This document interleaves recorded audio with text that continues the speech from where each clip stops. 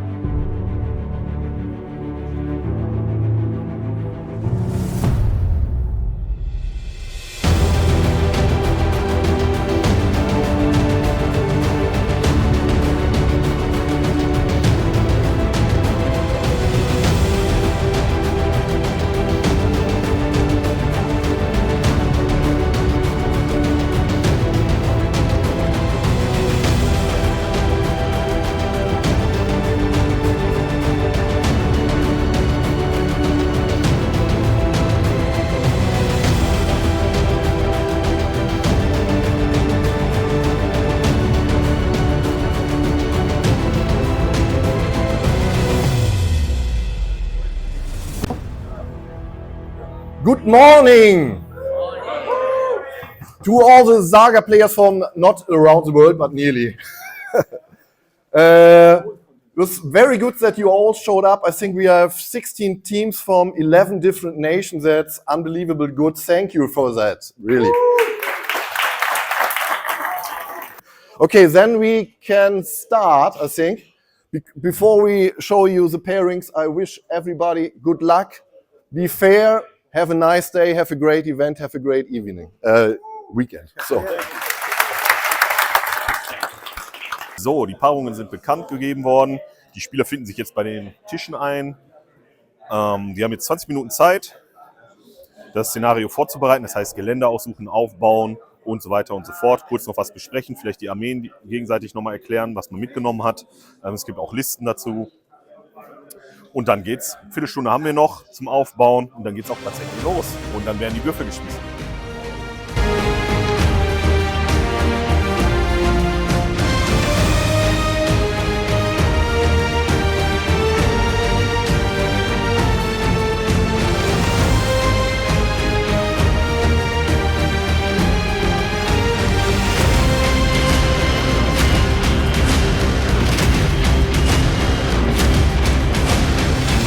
So, wir sind jetzt hier beim Christian. Hi.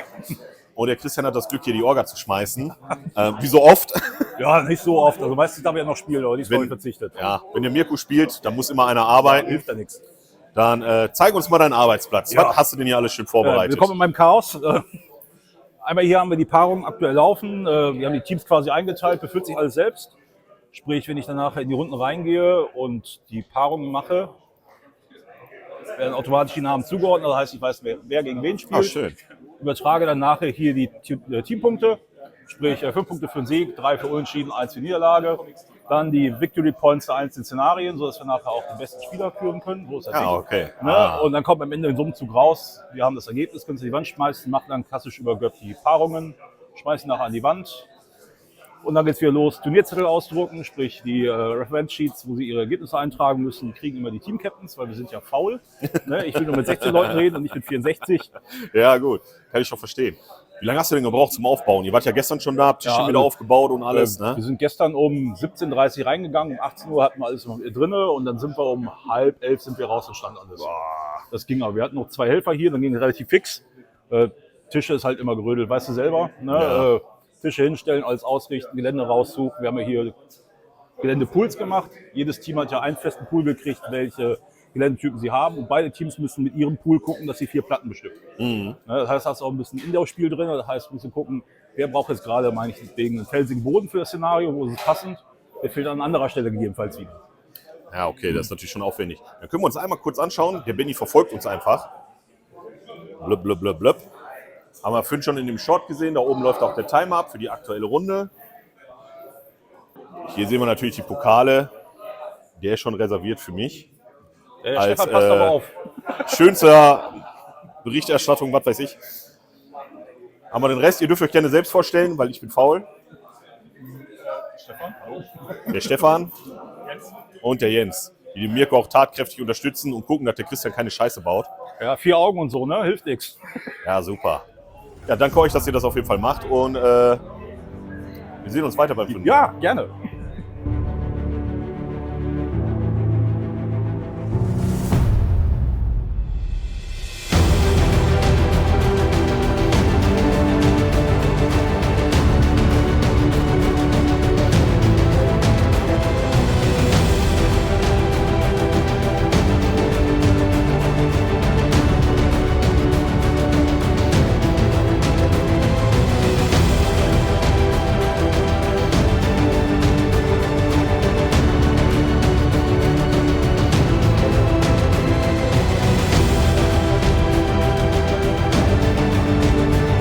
Ich habe jetzt den Obi hier, aber du kannst dich gerne nochmal richtig vorstellen. Ja, hallo, ich bin der Obi, ich komme hier selber aus Münster, bin seit Jahrzehnten Tabletop begeistert und ja auch bei Saga so seit der ersten Stunde mit dabei, habe jetzt bis auf dieses Jahr eigentlich auch jedes Grand Melee mitgespielt.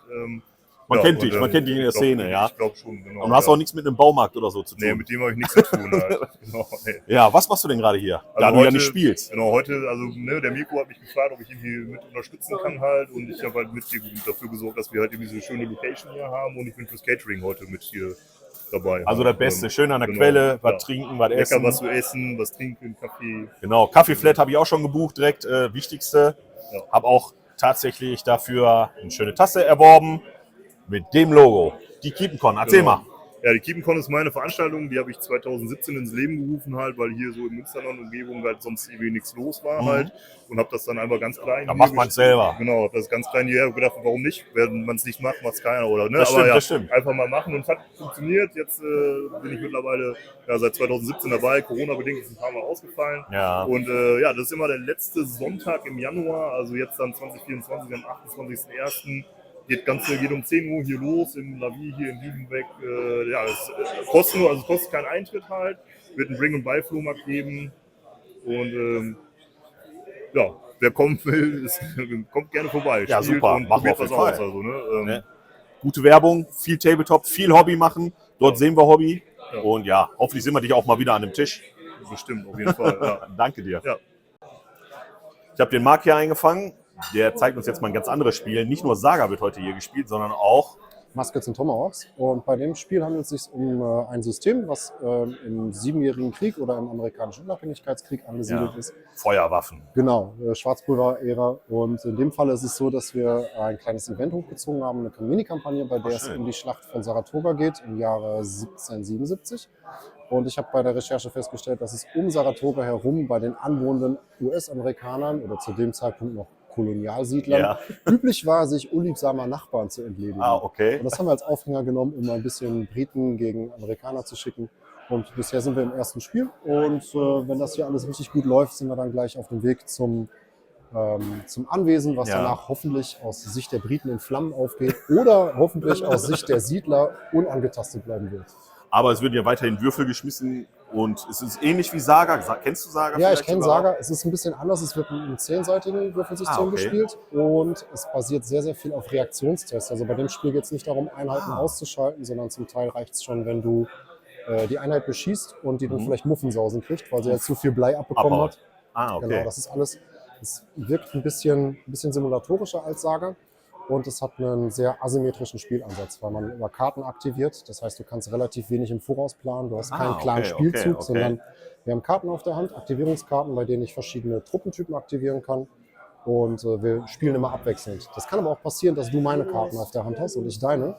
Und dann weiß ich gar nicht ganz genau, was du im nächsten Spielzug eigentlich okay, treibst. spannend, auch nicht schlecht. Also es ist muss so ein man schon bisschen, wie man sich das in echt vorstellen könnte. Man weiß nicht ganz genau, was der bisschen Gegenüber gamblen. treibt. Genau. Okay. Ja, super, danke dir, dass Jo, du uns das ein bitte bisschen gerne. erklärt hast. Sehen wir bestimmt auch mal mehr von. Sieht auf jeden Fall cool aus. Minis sind cool. Danke dir. Jo, gerne.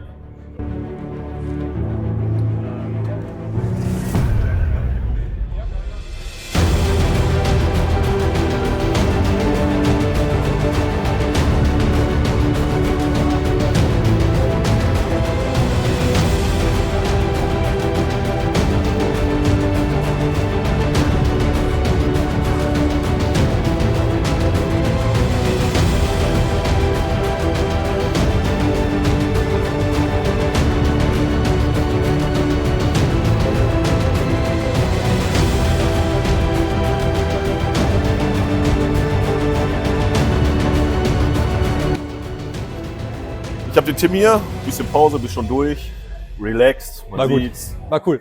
Zweites Spiel rum. Du bist der Organisator des Team Deutschlands, kann man sagen, nehme ich an. Ja. Dann, wie war denn dein Eindruck bisher von den ersten beiden Spielen, die jetzt rum sind? Wir hatten das erste Spiel gegen Portugal. Das hat ganz viel Spaß gemacht, weil ich kenne natürlich, also ich habe die Menschen noch nie gesehen und die sind einfach Normal. übel nett. Ja, und es ist einfach sau cool, die Chance zu haben, mit den unterschiedlichen Menschen zu spielen, die sonst, also wann würde das sonst passieren, würde ich sonst mit Portugiesen spielen. Und jetzt quasi gegen Frankreich, den vielleicht Turnierfavoriten, gerade dagegen zu spielen, jetzt auch noch das Spiel zu gewinnen, mit überragendem Sieg. Mein Tag ist einfach schon auf der 10. Ist dann schon überragend. Ist so. Haben wir tatsächlich schon von mehreren gehört, dass Frankreich hier auch ein Favorit sein soll, dass sie sehr stark spielen. Auf jeden Fall. Portugal konnten wir auch verfolgen, war sehr witzig. Ja. Tatsächlich, die hatten auch sehr viel Spaß dabei. Vor allem einer hat irgendwie so gewürfelt, war auch mega lustig. Wenn man verliert, muss man sich anders Spaß organisieren. Ja, das stimmt voll dann. Ja, aber auch cool, dass das hier alles so geklappt hat. Vom Feeling her, die Leute ganz cool, hast du, glaube ich, auch schon ausgetauscht mit dem einen oder anderen. Auf jeden Fall. Ich habe in der Absprache vorher mit Mirko immer wieder, also Mirko hat das hier zu 95% gemacht, würde ich sagen. Ich habe ja nur die Team Deutschland Sachen, unsere Trikots und so Trikots übernommen. Und für mich war das immer schon so, wenn diese Kleinigkeiten gepasst haben, mit die Trikots kommen pünktlich, ich habe die noch pünktlich gewaschen, war ich schon. Und Mirko hat hier so 10.000 Sachen gemacht und ist immer so total relaxed und das ist alles so entspannt für ihn. Keine Ahnung, wie er das macht. Wie bist du denn dazu gekommen, dass du das Team Deutschland organisieren kannst? Ich wurde gezwungen. Ja, richtig. Nein, ich habe die Ehre, mir wurde die Ehre erwiesen, dass wir beim letzten deutschen Grand Melee eine Abstimmung gemacht haben von den Leuten, die daran interessiert waren, auch auf dem Turnier heute zu spielen. Und eben wer unser Teamorganisator wird. Und da konnte ich mit den meisten Stimmen eben diesen Titel für mich gewinnen. Wow, noch richtig demokratisch. Ist Ja, richtig. Super, So richtig mit Rechten und so. Die Masse liebt dich. Ja. Geil. Das weiß ich nicht, aber ja. Ja, super. Ja, dann wünschen wir dir noch weiterhin viel Glück fürs Ja. Turnier und Ich bin alles unter den Sieg. Ist so. Und schneiden wir dich raus. Ist so. War schön. Alles War schön. klar. Danke. So, dann schauen wir uns doch mal das an. Miniaturen. Da kriegen wir ja alle feuchte Augen und unser Herzkopf schneller. Schauen wir uns mal ein paar schicke Sachen an hier für Master Tomahawk. Kennt man natürlich aus der Patriot, die Figuren da. Oder Sharp. Oben haben wir die Indianer, ganz schick. Und dann haben wir auch noch ein paar Warbands. Geht auch ein bisschen mehr ins Comichafte rein mit Lucky Luke. Hier haben wir Bud Spencer, Indiana Jones. Natürlich heißt er hier anders. Schicke Minis. Neben hier diverse Sachen von Vitrix. Dort haben wir noch Armeebücher. Geht es natürlich dann auch weiter zu den klassischen Saga-Figuren, die wir hier haben. Da oben sieht man es, Wikinger haben wir natürlich wieder da, die Shield Maiden, auch sehr beliebt und auch oft gesehen. Bisher kenne ich keine, die schicker sind.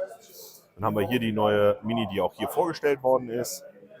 Direkt dabei, daneben die Kreuzritter und ein Wikinger, ganz klassisch.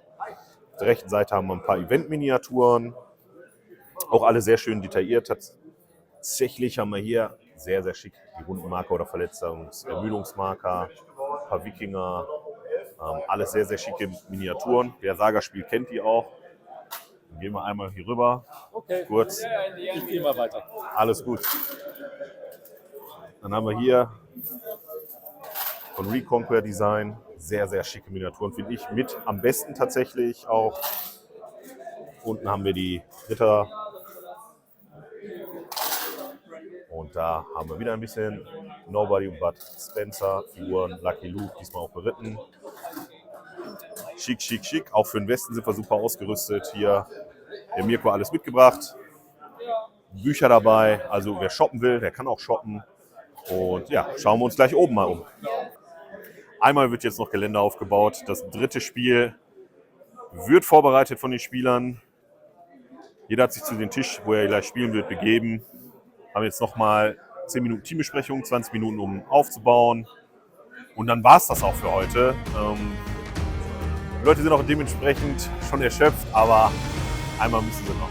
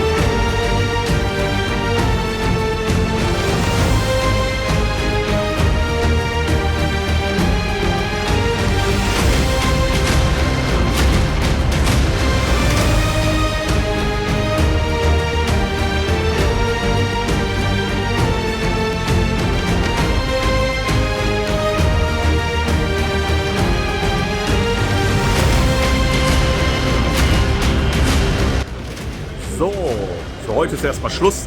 Wir haben jetzt genug gespielt, zugeschaut und jetzt muss erstmal eine Stärkung her. Die Jungs finden sich jetzt zusammen. Es geht zum Mittelalteressen, da gibt es auch noch ein paar nette Sachen. Und ja, morgen sehen wir uns wieder, wird weiter Bericht erstattet und ja, viel Spaß beim Würfelwerfen. Die 4. Runde hat begonnen. Die ersten Spiele von dem 2. Turniertag haben begonnen. Alle haben sich eingefunden, keiner ist krank geworden, alle haben noch Bock zu spielen. Es wird hier heftig gewürfelt. Und ja, freut euch auf die Bilder der Armeen und drücken wir nochmal allen Spielern die Daumen, dass sie auch nur 6 würfeln.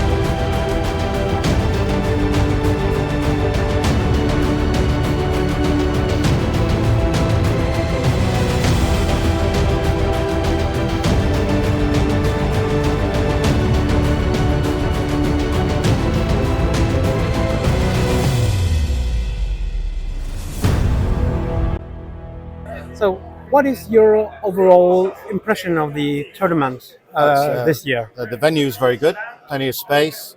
We're not bumping into each other. Fantastic venue. Organised very well. It's a great event.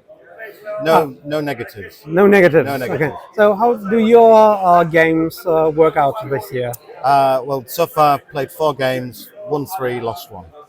One. So you lost the last game, or when did you lose? Yesterday. Yesterday. Second So game this yesterday. News game. Okay. So what do you expect from your team? Do you think your team is quite in a good position at the moment? I think we're poised to take something home. I think our game plan is to score above average every round, so we can't get pushed down the table. Just keep crawling upwards. Thank you for your impressions. Thank you No very problem. much. Thank you. Ja, ihr beide seid hier auf dem Turnier als Söldner unterwegs. Könnt ihr kurz erklären, was das eigentlich bedeutet? Ja, natürlich. Die Österreicher haben krankheitsbedingt einen Ausfall. Das heißt, sie haben ihre 4 Spieler nicht zusammenbekommen. Und damit sie am Turnier teilnehmen können, habe ich diesen Spieler ersetzt. Und wie ist so die Bilanz gerade bei dir, so als Söldner? Wen ersetzt du und wen hast du gerade besiegt? Genau, also ich spiele für Team Schweden. Da ist vor 3 Wochen oder so klar geworden, dass einer nicht mit nach Deutschland kommen kann. Wurde ich gefragt, ob ich mitmachen kann. Und ja, bisher läuft es ganz gut. Ich ziehe das Team zumindest nicht runter. Habe bisher 3 Siege, eine Niederlage und mache ein bisschen den deutschen Teams Schwierigkeiten, was mich freut. Was dich freut, was sicherlich dem deutschen Team nicht so große Freude bereiten wird, aber so ist es dann nun mal, wenn man als Söldner unterwegs ist. Ja, das ist eine relativ erfolgreiche oder eine ziemlich gute Idee, wenn man also Söldner natürlich einsetzen kann, um die Teams wieder zu füllen. Ist das eine Sache, die ihr euch vorstellen könnt, eigentlich zu sagen, ach ja, es ist eigentlich spaßig für das einmal für dieses Team oder für dieses Land zu spielen? Oder wäre es doch wieder würdet ihr lieber in eurem eigentlichen Nationalteam, sagen wir, spielen? Nö, ich fand's toll. Also ich bin ja auch mit der Prämisse hingegangen, das zu verhindern, dass Teams dann gar nicht kommen können, weil das wäre echt schade. Für jedes Team, was ausfällt, verschiebt sich halt das Ganze von dem Balancing her. Und ja, ich gehöre ins gesunde Mittelfeld in Deutschland, deswegen ins Nationalteam wäre ich hier nie reingekommen. Das ist im Grunde also nochmal auch eine Chance für Leute, die jetzt vielleicht sonst nicht eingeladen worden wären. Also so wie ich das verstehe. Und so kann man aber auch, sagen wir mal so, teilnehmen an so einer Weltmeisterschaft. Wenn du jetzt ein Team dir fürs nächste Jahr auswählen dürftest, wo du rein, was würdest du nehmen am liebsten? Team Schweden forever. Das ist gut. Was ist dein favorisiertes Team, wenn du als Söldner irgendwo spielen? Ich bin da völlig frei. Wer Hilfe braucht, kriegt die. Wunderbar, das ist sehr fair, das finde ich großartig und naja, ich wünsche euch noch weiterhin auf jeden Fall viel Erfolg beim Spiel. Danke sehr.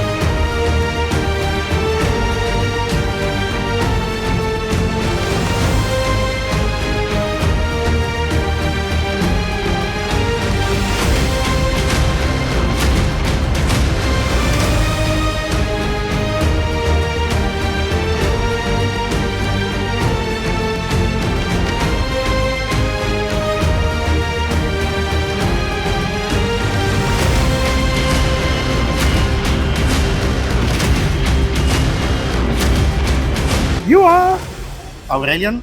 Aurelian. Yeah. Nice to meet you, Aurelian. I'm Michael. Aurelian, you play, of course, for the Italian team. Yeah. So what is your, what do you think about the tournament so far? It was for us. It's a great event. The organization was amazing, very challenging because you choose many type of scenarios that are not uncommon, really uncommon. But no, and all the people are very fair play. So for us, it's a great experience. Even it's our first experience outside of Italy. So nothing to complain, really. So how's your personal score? Actually, I get 3 win and 1 lost. So the last match now, I won. You won your last match. So congratulations on that. Thank you. So what do you expect? How far will your team get in this contest? Because there's one game to play. What do you think? Where you will take your place? Yesterday we were at the 11th place. So maybe if we won all the 4, we win 3. I'm waiting the points, the score of the last one. I don't know. I hope to grow up on the first third, you know. Yes. So if we come on the first 6, we will be happy. I wish you much luck and a good game for the last round. Thank you so much. Hello, Jan. Hello. You have won your game with the Republican Romans. Can you tell me what's the secret of winning with the Republican Romans? Okay, I would say that it's like team tournament. That's the secret, because when we have 4 players and we have to like divide scenarios so they will fit everyone the best, there's a high chance that I will like pick a scenario that suits me better, because I have to protect something, I have to go defensive, which as Roman player I like. And so mainly it was about lack of picking scenarios. We got like we do all the pickings so far, so I always get the scenario when I can like shine the most with my Romans. Also I didn't get any Persians, which are really, I mean, they're really strong, and probably in like head-to-hand competition they will crush me. But I was lucky not to drop them, and I picked the right scenario. So I was sure that I will secure the wins just because of the scenario. Also, it's like most of the players, as I heard, underestimated Romans. So it was a big advantage for me, because nobody prepared against them, and I prepared for most of the like common fractions, like Persians, like Macedonians, like I was curious that there are like no Greek cities, but okay. So I prepared against like the top pick fractions, and I go with like underdog one. So they just didn't expect that, and they get stunned, I would say. Your whole Polish team seems to be very strong this year. And so do you expect to win at least one of the trophies here? Once more the question, who I expect to win? Do you expect your team to win one of the trophies? One of the 3? Okay, it really depends on. I haven't seen the standings so far, and I don't know if we are fighting for one of the trophies, or we are just fighting to be good. But if you get everything depends on the next game, really. Because if we manage to secure like a stable win, 2 wins, 1 loss, 1 draw, we should get like 3rd place, or maybe 2nd. I would say like the 1st place. But it really depends on our next opponents and how they will perform, and also about if we were the ones to pick the scenarios or their opponents, because in the 5th round is filled with like super specific scenarios. They are not like general specific, they are super specific scenarios. So if we get the wrong picking, we may go for like 2 draws, 2 loss. Okay, so it really, that's really depends. But I hope that we manage to survive and we grab the 3rd one. I wish you much luck for a good hand and a good strategic hand for your next game. I know your whole team. Much luck, and we see who's standing on the podium in the end. Yeah, thank you very much. Thank you.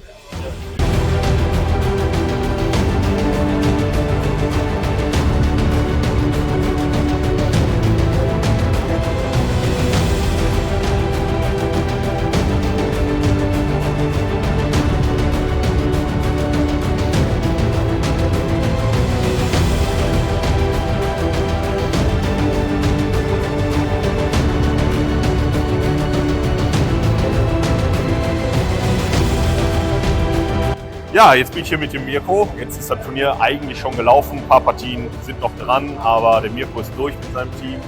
Im wahrsten Sinne des Wortes, ja. Ja, ist lange so ein Wochenende dann. Aber Mit war Aufbauen. super. War super. Ja, also wenn ich jetzt so machen könnte und alles wäre bei mir zu Hause ausgeräumt, ich würde mit meiner Liebsten im Arm auf der Couch beim Tatort heute Abend schon sitzen, das wäre großartig. Was ist denn dein Fazit? So ist alles so gelaufen, wie du es dir vor... Ich meine, du hast gespielt, hast hab natürlich nicht gespielt. alles mitbekommen, hast aber ordentliche Unterstützung gehabt. Den Christian hatten wir ja auch schon interviewt. Nee, das war total super. Es haben so viele Leute geholfen, im Vorfeld alleine auch schon. Und dann hier vor Ort, das wäre sonst gar nicht möglich gewesen. Weil ich hatte jetzt nochmal die besondere Herausforderung, das macht man einmal im Leben, ne? Once upon a lifetime organisierst du sowas und dann auch selber mitspielen ist nicht einfach und es muss halt alles so sein, dass keiner denkt, dann spielt er noch mit und es muss halt funktionieren. Und ich bin weitestgehend sehr happy, weil ich habe auch nichts Gegenteiliges gehört, dass es irgendwo gehakt hat. Also echt total happy und was das für eine geile internationale Community ist. Ja, die Stimmung ist auch super Ja. gut, ey. Also Ja. wir hatten auch keine Regeldiskussion, großartig, war die Spielerschaft super gewesen. Man konnte ja auch noch ein bisschen shoppen, ich auch. Von daher, das ist ja immer ganz nett. Irgendwann wird man dann doch schwach, wenn man die Minis sieht. Ja, das und ist cool. Jetzt habe ich es einmal gemacht, jetzt habe ich für 64 Leute genug Turniergelände. Ja, das ich baue auf jeden Fall nichts mehr erstmal. Und richtig schön ist sogar. Und ja, du hast ja, deine Spiele sind ja durch. Wie waren denn deine Spiele so? Ich habe nicht verloren, das ist schon mal gut. Ich habe 2 Unentschieden gespielt und 3-mal gewonnen. Von daher war das nicht ganz kacke. Ja, dann. Ja, ich danke mal dir. sehen. Ja, Auf jeden also Fall. es geht noch darum, wir können sogar noch gewinnen. Insgesamt, wir lagen ja vor nach den letzten Spoiler. Spielen. Und die Schweden können es noch schaffen, aber es wird knapp. Okay, ich bin Sieht gespannt. ganz gut aus. Ja, dann sehen wir uns dann nachher bei der Siegerehrung. Alles Danke dir. klar. Danke euch. So, let's start with the ceremony. We have certificates for all players. And we will start with place number 16, Portugal.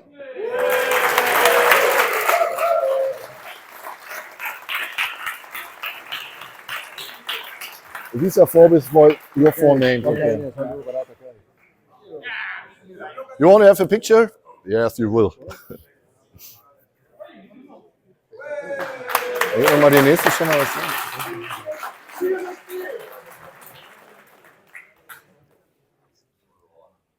Okay, place number 15, France 2.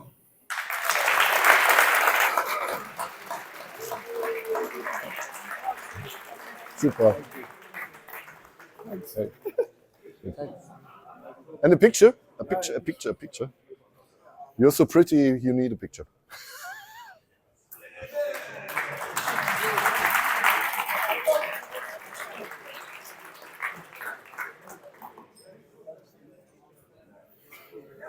Place number 14, Belgium 1.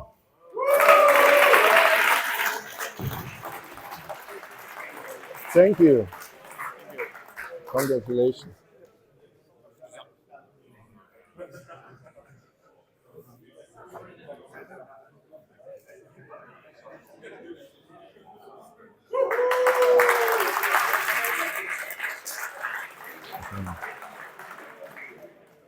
Place number 13, Italia Longobarda. Congratulations. What's yours?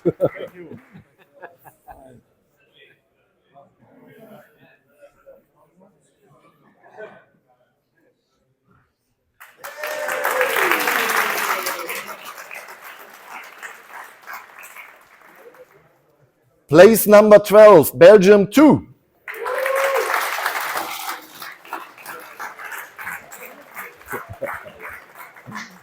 Congratulations. Thank you.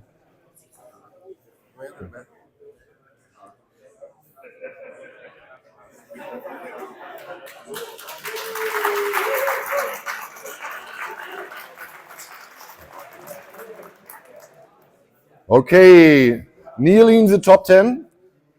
Place number 11, Austria. And wait. They're a bit, I think there's only one guy left because they already left for their plane. But I think, yeah, applause. The Mercenary. Hält's ja mal auf.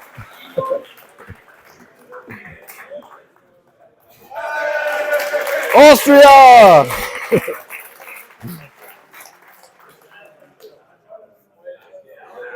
Okay, top 10. On place number 10, Germany Goat.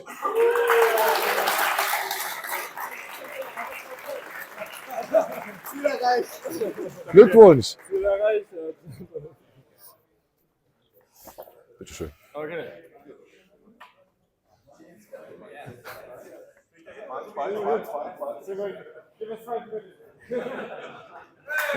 Hey!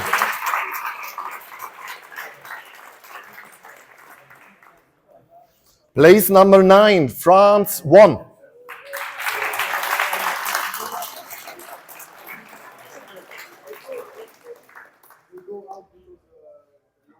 Then you have to come. Come again, Greg. You're so nice. France 1. Greg.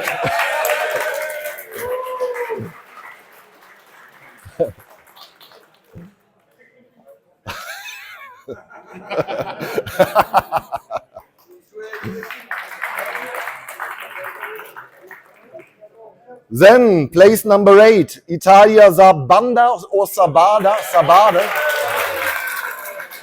Sorry. Congratulations.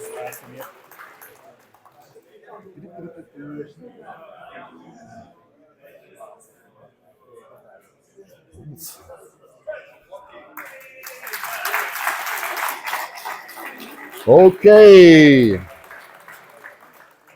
Place number 7, Hungary. Congratulations. You are the captain.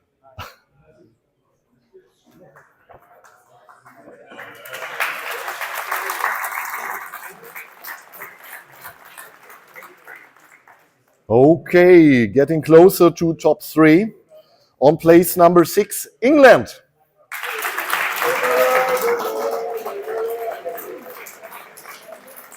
Congratulations. Cheers.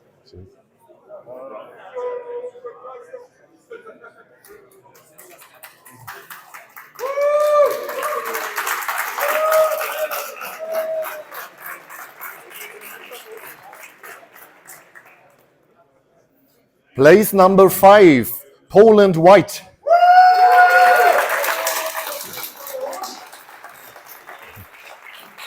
Congratulations. Thanks. Thank you. Thank you. Captain.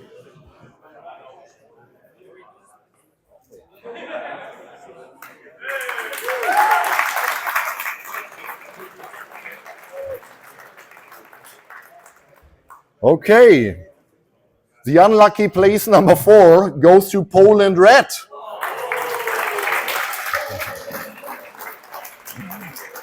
Thank you. Congratulations.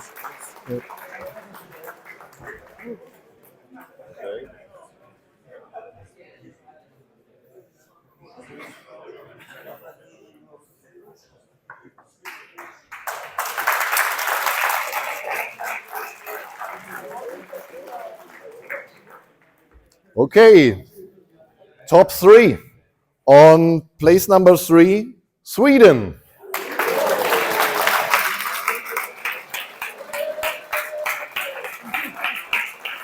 Congratulations.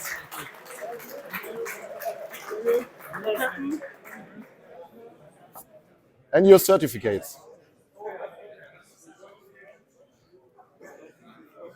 Ja.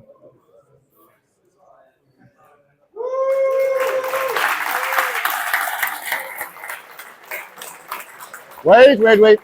And your prize is, that's for you. Yes. Everything. Yeah. You have to fight for it.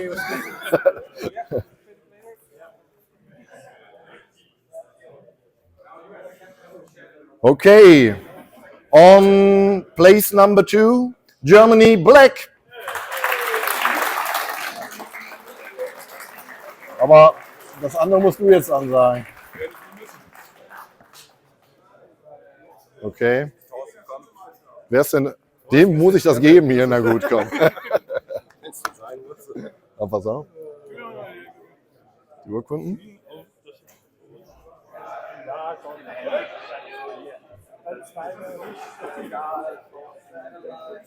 Bild. Macht euch mal schön. Tut den Thorsten nach hinten. Mit dem kann ich das machen, aber auch nur ich, glaube ich. Und eure Preise, vergesst die nicht, das ist all euers. Das alles. Das alles und noch.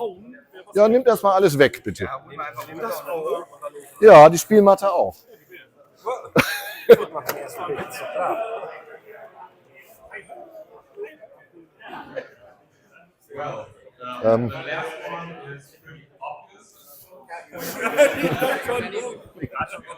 Du selber die Hand schüttelst.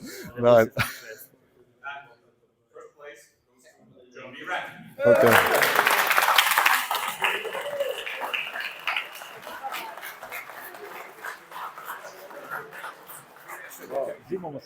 Simon muss den halten. Ich nehme den mit nach Hause, du darfst ihn jetzt halten. Nein. Das bin ich. Timo, wer war das nochmal? Das ist alles so. Komm her. Kommt der. Ja.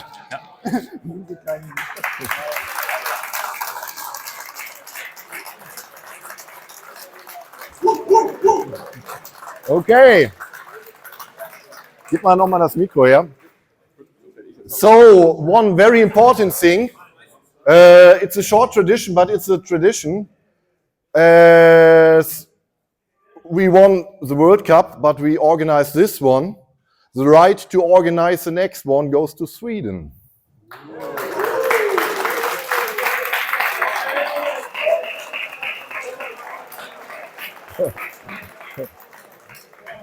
Okay, think about that. Okay, so what?